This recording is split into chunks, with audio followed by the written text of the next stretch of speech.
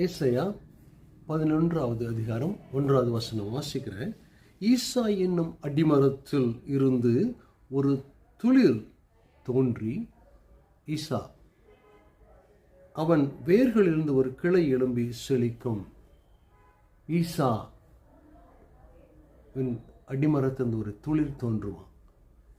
இந்த ஈசா அடிமரம் யாரு? தாவீதுடைய தகப்பன் தான் ஈசா. தாவீதினுடைய கிளை என்பவர் இயேசு கிறிஸ்து. தாவீதின் குமாரனே என்று நாம் அழைக்கிறோம். இயேசு கிறிஸ்துவை குறித்து இந்த ஏசாயா 11:1 வாசிக்கிறோம். அவர் மேல ஆவியானவர் தங்கி இருந்தாராம். எப்படி?